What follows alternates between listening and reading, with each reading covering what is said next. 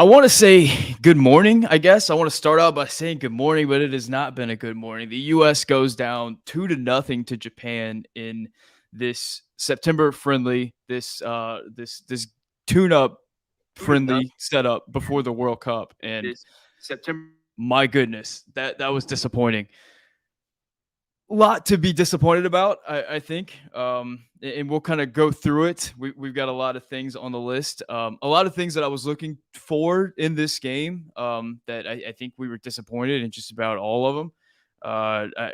Boy, that first half was some of the worst soccer we've seen the U.S. play in quite some time. So I want to welcome everybody into the post-game stream. This is kind of a special stream for a couple of reasons. First of all, it is the first stream in my house. I've been working on a home studio to kind of increase the coverage during the World Cup.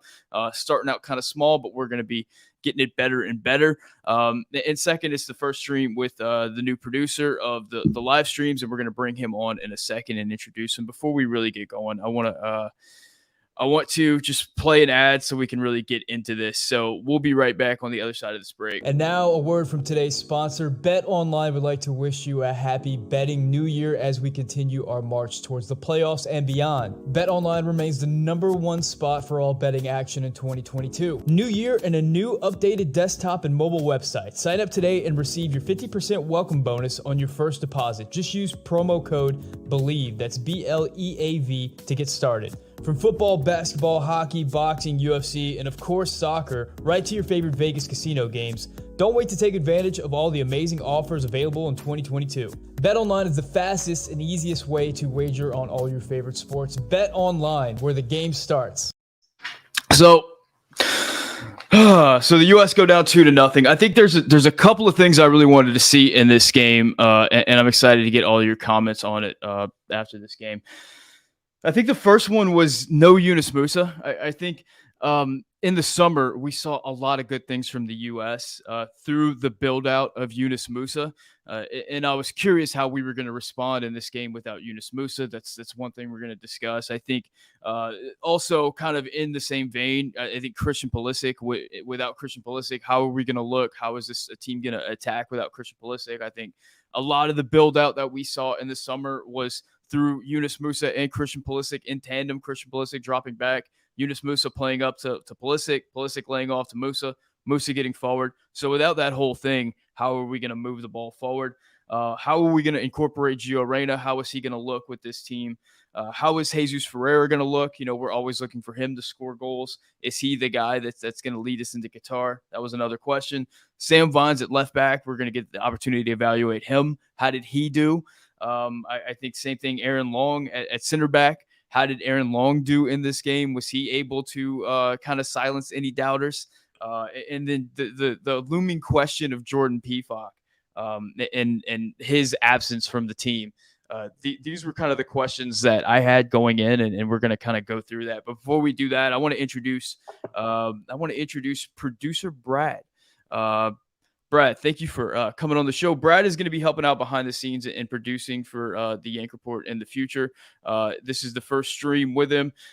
Brad, thank you for coming on. What did you think about that performance? I'm a little disappointed that I woke up early for that. That was underwhelming. And I think there was a large Yunus Musa-sized hole in the midfield because there really was no connection. If you're trying to play out of the back, there's no connection between the defense going into the attack. And that was very, very glaring today and very, very disappointing. Yeah, and that was sort of the first point, the first thing that I wanted to look for in this game. How is the U.S. going to get the ball from defense to attack without Yunus Musa? Because in the summer and throughout World Cup qualifying, the main route for the U.S. to break out, the most effective thing that we had going was Yunus Musa with those penetrating runs out of the back. So how are we going to do that? We had Luca De La Torre come in for Yunus Musa. Luca De La Torre has a lot of similarities to Yunus Musa in his game. So, you know, the optimistic side of me was hoping that we wouldn't see too much of a drop-off, that Luca De La Torre was going to be able to come in and do that job. But I don't think that we saw that. And you know, I don't want to bury Luca De La Torre too much because he hasn't been playing much for his squad at all. He hasn't been getting a lot of minutes for Celta Vigo. I think that showed. But of course, I'm not going to say that Luca De La Torre was the reason why the U.S. looked like it did in the first half of the game. But I think the inability of the midfield to get the ball from defense to attack just put a ton of pressure on the back line. And we saw that break over and over again. And just the lack of Yunus Musah in this squad was just a terrible, it was just awful in the first half. Well, it was hard to see because as well, it affected the rest of the midfield, but the midfield did not cover themselves in glory at all. And you see what kind of happened with Weston McKennie. He gave it away that led to the goal. And I don't know if he's still working himself back to full fitness. That might be it. But this is something we've seen a couple times within his performances for Juventus recently, even though Allegri continues to keep him in the squad. This is something that is a bit concerning for me, especially when you're trying to play out of the back like they are with that with the formation we're playing in. And that's concerning. And the amount of times that the midfield and the defense gave away the ball, especially in our own end, was unacceptable. Yeah, and you knew that a Japanese goal was coming with the amount of turnovers we had. I mean, everybody turned the ball over. Long had a bad one. Zimmerman had a bad one. McKinney had a few of them. Luca De La Torre got dispossessed a few times. Adams had some bad ones. I mean, it was just a suck fest all around for the back half of this team. Keith H has a $5 donation. He says, thoroughly and completely outplayed. Only positive thing I can say is that we feel good about Matt Turner being our number one. I agree with Keith. The team was thoroughly and completely outplayed. And Matt Turner was the lone bright spot. Now, I will say this, man. I was really impressed by this Japanese side.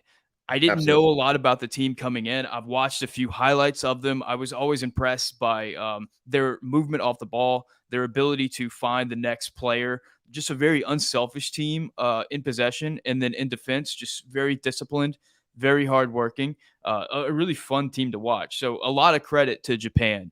I will say that. What did you think about the Japanese and about Matt Turner? Incredibly well organized. And that is a team that is on the same page. They have they know what they came in wanting to do, and that was press the U.S. and get them to make mistakes, which they did. I have a stat here. The U.S. lost possession 54 times in their defensive end in the first half. 54 times. That's absolutely unacceptable. I mean, and going back to Matt Turner, the fact that he only gave up 2 goals is good. And one of the things that I was really happy about coming out of this was something they said on the broadcast, which was he's going to be starting every Europa League game and every cup game. So he's going to be playing pretty much every week leading up to the World Cup. And he's going to be in good form should he stay healthy. I mean, please, for the love of God, stay healthy, because with that performance of the back line, that's we're really going to need a top goalkeeper in there. Yeah, so, one of the big fears has been no keeper with a lot of minutes, no informed keeper for the U.S. and seeing Matt Turner put that display. I mean, he looked like vintage Matt Turner from the Gold Cup, just kind of saving the U.S.'s butts over and over again. I want to move forward with some more of these topics. So we kind of covered just the lack of Yunus Musah and how important he is to this team and how just absolutely lost the team looked without him. I want to move on to another guy who we didn't have in this squad who is going to be an important part, and that's Christian Pulisic. I think Christian Pulisic, although he's gotten a lot of criticism for not being Superman for this national team over the last few months, I think he did function, especially with Yunus Musah, as a player that would drop into the midfield and help the team break out, which we saw today. Just nobody was doing. His ability to make runs in behind, and his ability to just because of his presence and because of his danger to be someone that the opposition really feared. And I do think that we miss all of that today. And to kind of further expand on that, the front three that we saw, especially in the first half with Gio, Aronson, and Ferreira, they had no ability to hold on to the ball. They didn't get behind at all. There was not a lot of dynamism there. Disappointing considering we were so excited for the return of Gio Reyna. Now, of course, Gio Reyna is still coming back from injury, doesn't have a lot of minutes, but I think no Christian Pulisic was absolutely a problem for the U.S. in this game. It was a glaring hole. Gio had one nice run where he held onto the ball a little too long, and that's something that we've seen a few times from him and from this U.S. attack in general, is not knowing when to make that next move to keep moving the attack forward. I mean, we have guys like Gio, like Christian, who are incredibly skilled on the ball, but it's missing that final product. And the few chances that we had were coming in transition, and you saw Serginho Dest go down the wing and get that one chance in. And boy, is that going to raise some questions about the number 9 position, because it was a mistimed jump on a free header that would have definitely changed a lot of things in this game. And we're going to get into Jesus Ferreira in a second. He's one of the topics. But yeah, I think in the first half, we saw a lot of back passing. The ball, when the ball would inevitably get up to the front three, I mean, there was not a lot of bravery going forward. A lot of back passing, a lot of circulating back to the center backs, which would inevitably lead to the Japanese press and another bad pass and a turnover. And I do think that Christian Pulisic's bravery in being able to get the ball in the midfield and turn and move forward, which I think is something that he is kind of underrated from him, because it's a thing that he does so far away from goal. But I do think that we missed that, and it's something that we didn't get replicated in Gio Reyna. And with Gio on the field, it was kind of that fear where you have Gio and Ferreira and Brendan Aronson, 3 players that like to drop in and like to come and receive the ball. So we didn't have a lot of width at all in the attack. And I think Twelman pointed out a lot early in the first half that Sam Vines was not providing much width at all on the left flank, which was really disappointing. I think a lot of that comes from just having Pulisic not on the field, not having Pulisic and Musa, 2 guys who were very instrumental in some of the good soccer that we saw over the summer. Some of the good movements that we saw over the summer just led to a lot of players kind of looking lost, kind of looking emotionally depleted on the field. And then whenever things went bad, they just started to get worse and worse and worse. And there was that stretch between like the 15th minute and the half-hour mark where we just looked absolutely awful. Well, and with a game like this, they were mentioning on the broadcast that there were only around 5,000 people there. Yeah, it's one of those, you got to bring your own juice. You got to be your own motivator. And it really didn't look like anybody had any gumption, any willingness to. I mean, we see it week in and week out from Brendan Aronson and Tyler Adams at Leeds when they're playing at Ellen Road in front of a packed house with Jesse Marsh pelvic thrusting from the sidelines. There wasn't any of that, I don't know, hunger. Yeah, that desire to move forward, that bravery. I think Dakota Young makes a great point. This game showed why Weah is so important, his relationship with Dest too. I think what I'm saying about Pulisic, you can add in Weah. Weah has served as the vertical threat for the U.S. throughout World Cup qualifying, and has just been probably our most effective attacker of the front 3 throughout World Cup qualifying. And without him on the field, you see with that lack of wide play and with that lack of a threat in behind and like a real speed threat. I thought that first half we looked so slow, especially in the front 3. So the combination of no Pulisic, no Weah, no Musa, you get a lot of guys on the field that haven't had a lot of time together, and you put them in front of a crowd that only has a few thousand in there in this weird setup over in Germany. And man, we just got a dismal performance. Let's move on to my third question coming into this game, which was incorporating Gio Reyna. Gio Reyna has been the player that we've missed so much throughout World Cup qualifying. We know what he can do at the top end of his performance. And it just felt like this U.S. attack has just not had creativity, not had somebody who can pick that pass in the final third, and not have that somebody with that willingness to hold that ball and look for the creative option. So it seemed like Gio Reyna returning to this team was exactly what the doctor ordered. I don't know if we saw that in this game. I don't know if we did, and I don't know if that's entirely on Gio. I think he wasn't really getting the ball in positions that where he was comfortable and where he can do his thing, really work his magic. And I think one of the reasons with that would be the pitch. The pitch was torn up. I mean, Gio's a guy who likes to play with the ball at his feet, and that was an issue for everybody today. And him only getting 45 minutes, I wonder if that was a request from Dortmund and just out of precaution because you don't want him re-aggravating that injury. And I don't know. I don't think I saw enough, and I don't think we were all really given the opportunity to see enough from Gio to make any judgments on his performance today going forward. I think one of the things that made me think is, thank God there's still 2 months to go. Yeah, I think you hit it on the head there. I mean, putting him in an ineffective system is going to make for an ineffective Gio. And I think without having the players making the runs in behind or just being dynamic or on the ball at all, or just having the confidence to get forward, really took away a lot of what you're going to get from Gio Reyna on a regular basis.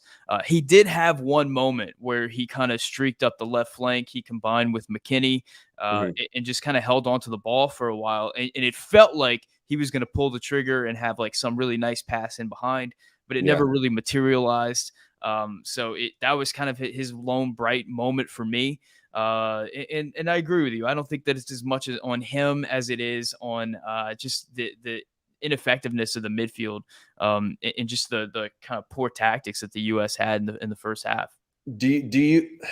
I think having him and Brendan Aronson out there at the same time is I don't think it's the best way to go. I think they're both two phenomenal players. I think and this goes back to Weah being injured. I think they're better centrally, and they bring that energy and that creativity. And having them out there at the same time, it's kind of like, I know they were both playing as wingers today, but they both have that creativity through the midfield that I think when you have both of them out there at the same time, it kind of takes away from each other. Yeah, it goes back to that front three and them kind of all occupying a really narrow space and nobody being that wide threat. So I don't think that playing Gio and Brennan as the wingers was really plan A for Greg coming into this camp. But whenever you lose Weah and you lose Pulisic and you lose Musa,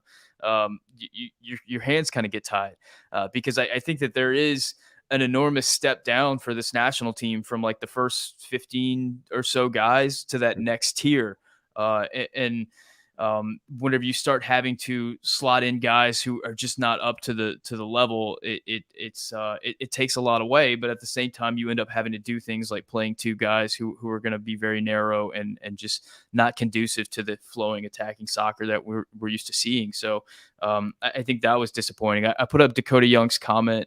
He says, "What's your take on Sargent? He was quiet, but seemed to stretch the field early on in the game, almost opened up the middle." So Sargent came in the second half. And that kind of brings me to my fourth question mark for this game, which was, can Jesus Ferreira solidify the forward position? And I think the answer for that was no. I think it's very much still up in the air. Of course, the big moment for Jesus Ferreira was going to be the chance that Serginho Dest created, where he plays that really nice ball in, and looks like Jesus kind of mistimed the jump or wasn't able to get on top of it. He got under it and he put it over the bar.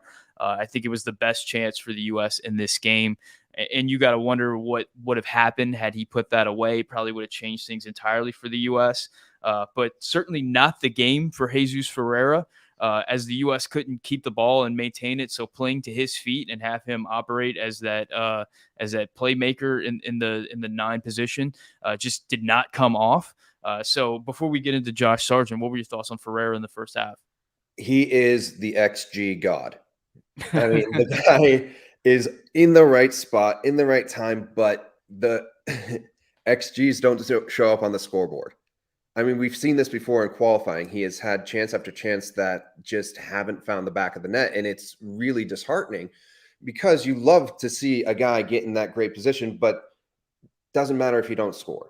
And he's been doing it for his club in spades at FC Dallas. But when it comes to the national team, I don't know if it's nerves. I don't know if it's whatever the heck it is. But the ball's not finding the back of the net. Yeah. And Greg loves him, and I see why Greg loves him. And one of Greg's former coaches works with Jesus at FC Dallas. Yeah, that's the best. Yeah. And you see why he loves him, because he's in those positions. But it doesn't count if it's not in the back of the net. And I think we need to start looking at other options. I mean, the time for looking at other options is that window's quickly closing, but XG doesn't count. I think that's my main point. Yeah, to be fair to Jesus Ferreira, the U.S. have to create more opportunities. Oh, absolutely. Striker's not going to score every opportunity that they get. You've got to create multiple. I think we saw that from Japan today. I mean, the amount of opportunities they had, and to only produce 2 goals. I mean, part of that goes down to Matt Turner making some good saves, but also they had some poor finishes as well. But that kind of brings you to Josh Sargent, who he came on.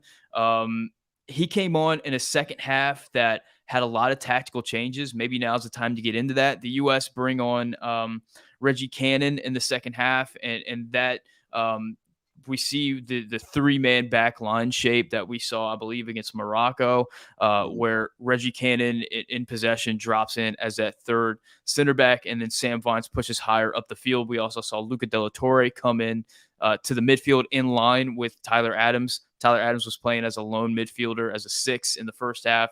In the second half, we get the 2-man back line. So we get that double pivot. Immediately, the U.S. is able to retain possession better. Immediately, the U.S. is able to build up better. But it did not really produce many chances, and there were some negatives as well that we'll get into later. But as far as Josh Sargent, what did you see from Josh Sargent in the second half? Do you think that did he gain ground over Jesus Ferreira in this game?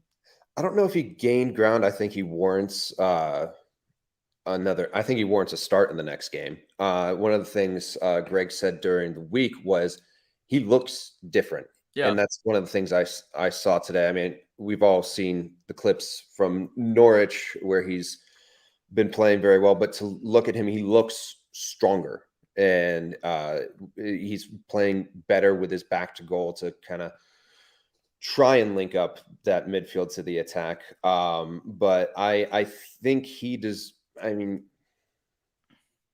you see Ferreira miss that chance. I think you look at what you saw from Sargent today and you go, all right, you get the start against Saudi Arabia. Yeah, I think Ferreira had the opportunity to be the guy multiple times. And I know that strikers miss chances. I know that the XG wins overall in the long run. However, if you got a guy that's just constantly missing chances and it's just not working, and you got another striker who's scoring a lot of goals and playing in a similar play style like Josh Sargent, I mean, you got to give him the opportunity. So I do expect him to get the nod against Saudi Arabia. And I do think a good performance from Sargent could go a long way for him to be the starting striker for the U.S. in the World Cup. That being said, I didn't think that I wasn't blown away by his performance or anything. I don't think that it was like a night and day difference. And outside of some runs into the channel, and some okay hold up play here and there, I wasn't completely blown away by Josh Sargent. No, I wasn't blown away, but I think my interest is more piqued because he looks, and cough Pefok. Yep, I think. Yeah, that's sort of one of my questions, kind of hanging over this entire thing. The biggest storyline for this entire camp was leaving off Jordan Pefok, and the critics have been saying, you know, what if we're not able to play into Ferreira's feet? What if the system is not working and you need somebody to change it up and you need somebody that you can throw the ball up top to who can hold it up? We know that Jordan Pefok can do that job. And I think we saw a lot of those fears realized in this game where the U.S. was just ineffective in the buildup in the first half. The only thing that we seemingly were able to do was to get it to maybe Dest on the wing to put in a cross. And I think Sam Vines played some nice crosses in the second half. A little bit in the second half when he wasn't playing right next to Aaron Long. So the Jordan Pefok questions. Where are you at in the Jordan Pefok saga right now for the U.S. men's national team? All right, here's a take. I think he already has a seat on the plane. I think Greg knows. I think Greg has in the back of his mind the semifinal from the Nations League where he came in second half, got his head on the ball, sent us through to the final. You're going to need that.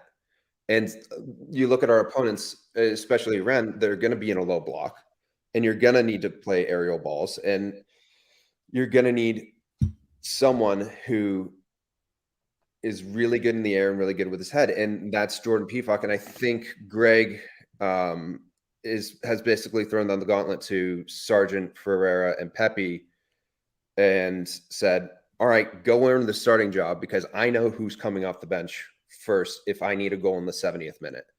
I think I know that's maybe a hot take, but I think he's already on the plane, and I don't know.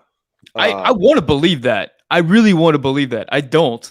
I don't. I think Greg's willing to go down with the ship. I think he's being very stubborn in this situation. I want to believe that that's true because even during this game, whenever things aren't going well, you think like, you can bring on big Jordan Pefok and have him in the middle and throw some bombs up to him. And like, that changes things. The guy is so effective in the air that he can, even in a game where you're getting outpossessed and you're getting outplayed, he can change that on a dime.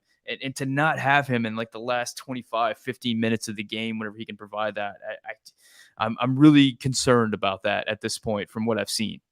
Yeah, I think it would be a big miss to leave him off the plane. And I think today you saw why, because if it's not working, if you're not playing pretty ball, I mean, in the pretty style of play that you want to play, that we all want to see the U.S. play, if it's not working, sometimes it's just not your day.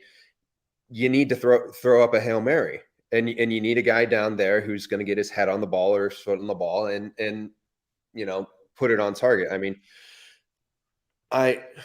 I really think he's already on the plane. Boy, I hope you're right. I really hope I'm right too, because I can just imagine it. It's 0-0 against Iran. And we need 3 points to go through. Put him out. Llama YouTube says Pefok doesn't fit in with the other guys. That's why he isn't on the team. I mean, I don't care if he doesn't fit in with the other guys at this point. I mean, after that half that we just saw, I think, one of the silver linings in all of this is you get smashed right before the World Cup, and it really changes your mindset as you're heading into November. You can't come into November cocky after Japan just kind of wiped the floor with you.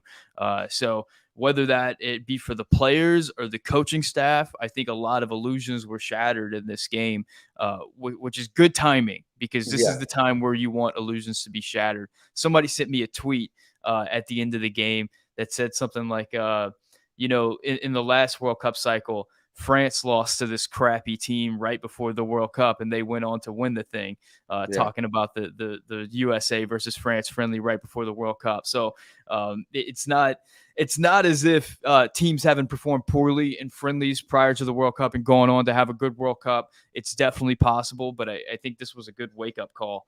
And I think Pefok not fitting in with the other guys, I mean, vibes only get you so far, man. Yeah. I mean, if I don't care if he's putting the ball in the back of the net, you got to have him. And I mean, vibes will only get you so far. I hope there's some screaming and yelling in the locker room right now going, hey guys, get it together. We're 60 days away, man. Yeah, we're not looking for Jordan Pefok to play pretty soccer, and we're not looking for him to go to the water park with the guys on the weekends. We're looking for him, at the end of the game, can you just put one in the box to the big Yeah. man and he can head it down. Like there doesn't have to be a lot of cohesion there. Let's move on to one of my other topics. Number 5 of the question marks heading into this game. Can we find a backup left back? And we got an audition from Sam Vines today. He got 90 minutes. I thought it was really a tale of two halves for Sam Vines. In the first half, he stayed in pretty deep and played some really questionable passes along with everybody else in defense, to be fair. Didn't get to see a lot from him, and his inability to get forward really caused a lot of issues with width for the U.S. men's national team early in the first half. In the second half, we switched to that back three look. Sam Vines gets forward a lot more and really creates some of the better chances for the U.S. in the second half with some really nice crosses into the box. Let me get your take on Sam Vines in this game, and then I'll give you mine. So I mean, the dude's been balling out for his club. And I think once we switched from the back four to the back three, they played more as a winger than as a left back. But the first half, I mean, Taylor Twellman said it on the broadcast, Japan basically just shut down the left side of the field because they didn't have to worry about anything. Yeah. There was no fluid play. There was nothing. The only chances were coming from the right side. So that was a bit alarming. I think that brings into question the Aaron Long of it all as well, because that connection, he was playing so close to Aaron Long that there was no cohesion. There was no going forward. Aaron Long is topic number 6. We will spend some time on Aaron Long. We will get there, but I think that partnership between the center back and the left back was part of the issue. And then when you put him up, moved him up forward, and we switched to the back three, I thought there was some good work between him and Mark McKenzie, which I was pleasantly surprised by. And there were some nice moments there. I don't think you're like book him a seat on the plane just yet, but I think you're keeping an eye on that. I think Jedi Robinson is in London watching this going, okay, my spot's fine. Yeah. Well, I think we knew that coming in. I don't think anybody was questioning whether Jedi Robinson was in danger of not making this team or not being the starter. The question was, are we going to have a second left-footed player that's going to be left back, or are we going to take our chances with like a right back playing left back or something like that? I thought Sam Vines had a decent game.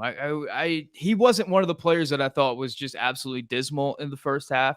I think a lot of his shakiness, kind of as you alluded to, came down to the players around him just not being very good. I mean, if in a soccer game, if your midfield is ineffective and your front line can't hold the ball, that means that the defense is going to be under a lot of pressure. So they're going to be making mistakes. So I think a lot of the issues that he had in the first half came down to that. And in the second half, I think we saw a lot of what makes him a great player and his ability to play a really nice ball into the box. And to get wide. I don't think that he's like pushing Jedi Robinson for a starting position anytime soon. But in the question heading into this window of is it Sam Vines or Joe Scally going to get an opportunity at that left back spot? I think Vines acquitted for himself really well and is kind of laid down the gauntlet for Scally. If anybody's going to take that position from him, it's going to be difficult. Do you think he gets a start in the next game against Saudi Arabia? I don't know. The way that I think a lot of fans are looking at this camp is a tryout for a lot of positions, but I don't think that that's where Greg's looking at it at all. I think he's looking at it as a tune-up, as an opportunity to see the top guys on the field together, which is kind of scary considering today's performance and today's result. So if you go by the tune-up theory, then you're going to get another big dose of Sam Vines. If it's the tryout theory, then potentially we see Joe Scally, but I don't know. I think after that performance with Sam Vines, I think Berhalter's going to look to get more minutes for that pairing. And as we move forward down the list and kind of finally get to Aaron Long, who's been sort of the lightning rod for the U.S. men's national team discourse for the last couple of weeks. Long. One of the many players that did not have a very good game. One of the many players that did not that had some really bad turnovers in the first half in possession, not very brave on the ball. But he does get substituted at half. Mark McKenzie comes in. So what did you think about Aaron Long's performance versus kind of Mark McKenzie's performance? Well, he was responsible for my first heart palpitations of the Oh day. yeah. What was it? 50 seconds in, there was just bad turnover. I don't know if you're gonna try to play out of the back. He's not your guy. I mean, you saw what Japan was doing. They gave Walker Zimmerman and Aaron Long plenty of space to try and break those. They didn't respect him at all. Yeah. Um, I think once we switched to the back three, I think it's really interesting to see when Reggie Cannon came in as well, because he's playing in that system for at his club in a back three. It opened everything up a lot more. I think he was shaky on the ball, but he's Greg's guy, I think. And at the end of the day, I think Greg's gonna at least have him on the plane, if not starting. But I mean, you never root for a guy to fail, but I was relieved when he was subbed off at halftime.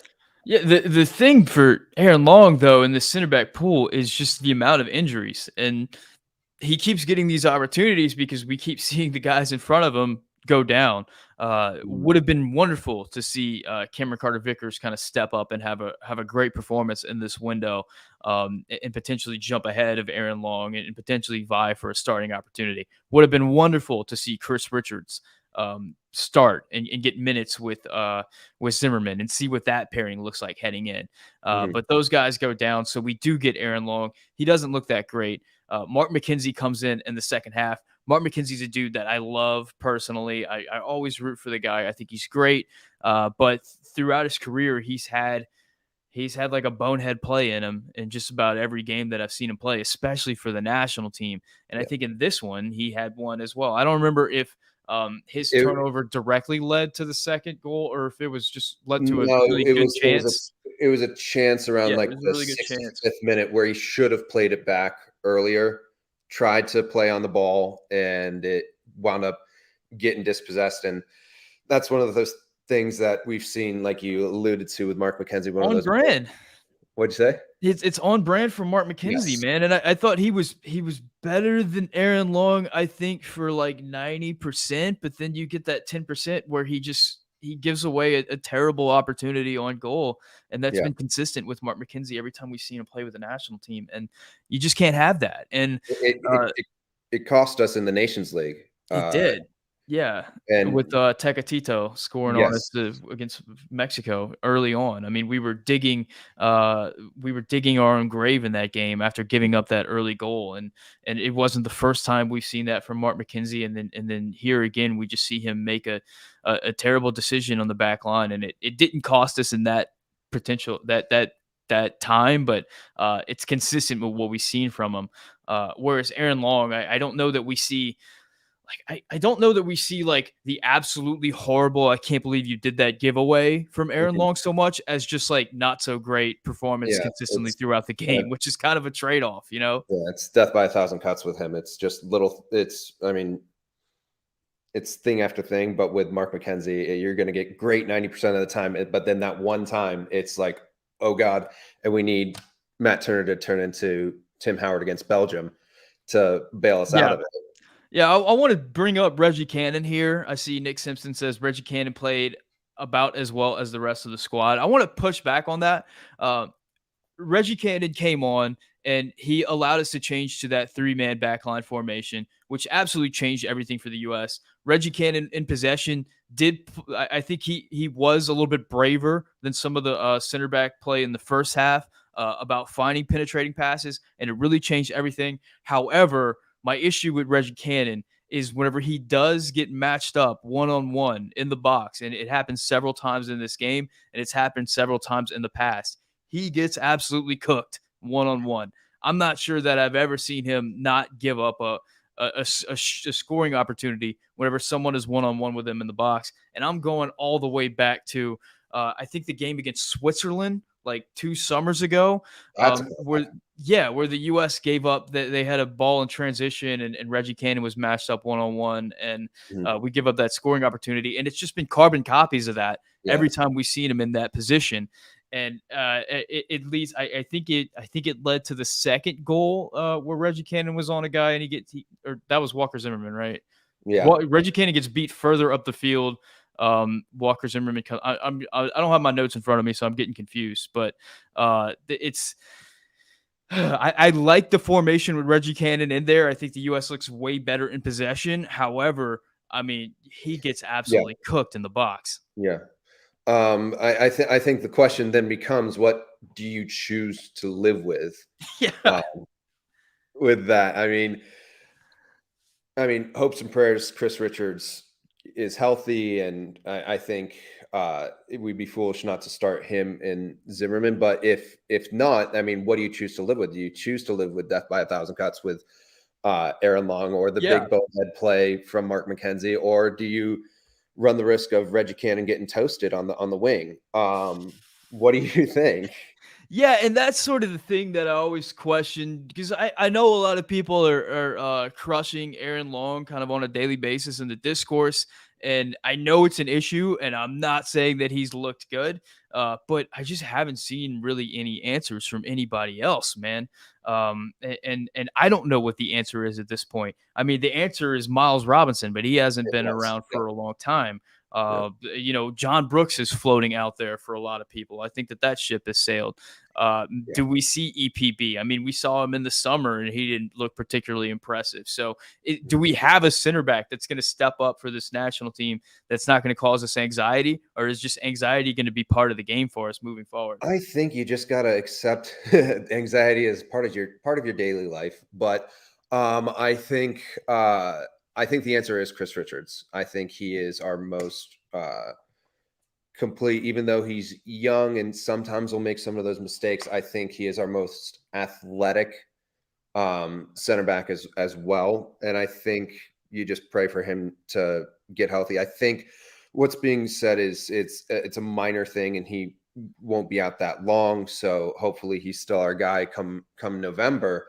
But I don't know. I think we're definitely going to be holding our breath every single time, Phil Foden. Yeah, and Chris Richards coming in is not going to solve the problems. It's not like he's Virgil van Dijk or anything, and Walker Zimmerman, for as good and solid as he's been for the U.S. over the course of World Cup qualifying and beyond, he ain't a top of the line center back either. I mean, we're going to struggle at the center back position no matter who we got back there.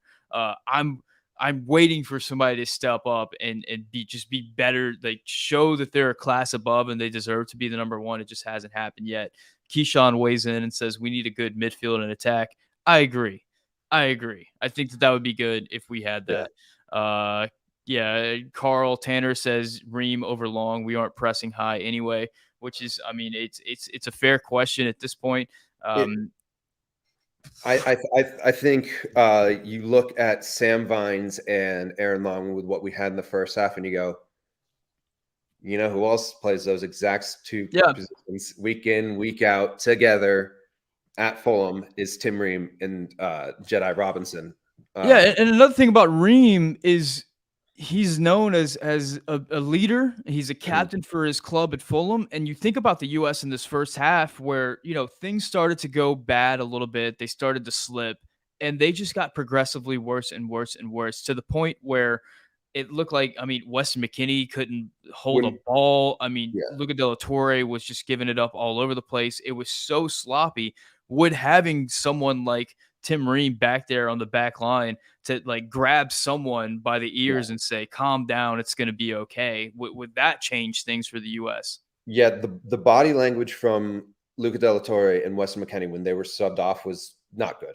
No, that was the last thing I wanted to see. And yes, I do think you need an old head in the locker room. And I think DeAndre Yedlin's one of those guys that is kind of like one of those locker room guys. But I think you need someone out there on the pitch who's going to bark a bit and get, say, hey, it's Will Ferrell from in that locker. Everybody calm down. We've come too far.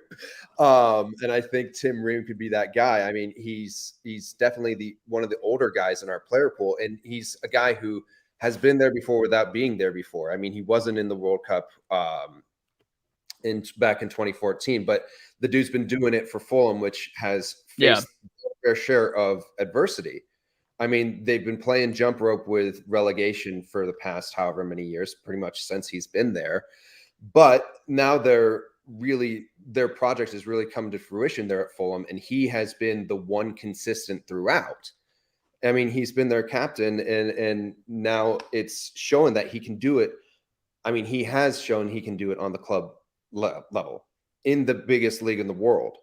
But I don't know, if he's not one of Greg's guys, then what are you gonna do? I mean, but I think they're such a young team, and they need somebody back there to, I mean, bark at them. Yeah, I think we saw it today. I think we saw it in that first half where they just fell apart emotionally, and just like nobody could play soccer for like 15, 20 minutes of that game.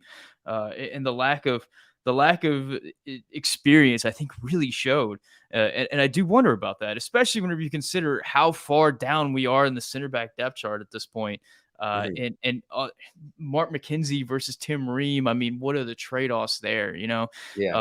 I think I'm getting to the end of kind of the questions I had coming into this game and sort of the thoughts that I had. Was there anything that you felt was important to discuss, or you think we kind of covered it? I think we've covered it. I think the things we had questions about coming in are still questions going into the next game as well. We had questions about the center backs, which we just talked about ad nauseum, and we had questions about the 9, which we covered as well. And I think the glaring hole was Yunus Musah as well. I think he covers up. He's a really good makeup foundation. He is. Yeah. He covers up a lot of scars and a lot of blemishes. And that's something that we really missed. I think we did cover that, but it was thoughts we all had coming in as well. Yeah. Some of the big weaknesses of this team, there's many of them, but I think some of the big ones are just experience and lack of playing time together, and then really lack of true depth. Like, we have a lot of pretend depth, but I don't think that we really have true depth. Like, I mean, we were kind of fooling ourselves to an extent, thinking that like Luca De La Torre was truly depth for Yunus Musah and Weston McKennie. I think we kind of saw that might not be the case. And then whenever you lose Tim Weah, you lose Weston McKennie, you lose Yunus Musah, you lose Christian Pulisic, and then having to replace this center back, you lose Jedi Robinson, and all of a sudden there's like 4 or 5 guys on the field that aren't really locking step with the rest of the guys, and you get this terrible performance from the U.S. I mean, definitely good that it happened now. Hopefully we see a much better U.S. side whenever we face Saudi Arabia in a few days. Just not what we were looking for at all. Really rough day. Just not a lot of good things you can say at all. Maybe there were some good things in the second half, but in the first half, certainly it was absolutely terrible. But I think that's where we're going to wrap it up today. Guys, the Cint 76 store is still open for a few more days. So if you want to get this Yanks Are Coming tee, make sure you head over there and check out the store. You can find the link in the description. Guys, we're going to be moving forward with this live stream thing. I'm trying to put together a live stream show once a week and get it really interactive for you guys. And Brad's going to be a big part of that moving forward. We're kind of working out the tech side of it right now. So Brad, thank you so much for coming on. Excited to move forward with you. Is there anything else that you want to get in before we close off? Let's not all go collectively crying into our morning cocktails. I think we're gonna be okay. We're gonna figure it out. We have some time to get things together. Let's not lose hope just yet. It was one game. That was my final thought. I mean, we're not unqualified, right? We're still qualified. We're going to play. We're still going to be – we are guaranteed 3 games in Qatar. If we play like that, it will only be 3 games. But we don't go crying just yet. We're going to be okay. Yeah. Matchups is a big thing, and I think the U.S. played a team that just matched up with them really well, specifically for this group of players. I think scheduling a team like this to shine a glaring spotlight on your problems is a very good thing, especially when it's this far out. Yeah, which because is this not team very far. plays a lot, very similar to how Iran is supposed to play us. So this was a good test, and we Yeah. absolutely failed. But Mhm. uh, yeah, good for us. So It's Matthew Hanna theater, weighs not in, says final. nice discussion. Shout out to Matthew Hanna and all the tier 2 members out there. So thank you to you guys. Guys, for Brad, I think I'm gonna wrap it up. Thank you so much for hanging out. Wish it was under better circumstances. Hopefully, it'll be under better circumstances in the next few days whenever the U.S. plays Saudi Arabia. For Brad, my name is Sam, and this is the Yank Report brought to you by Bet Online.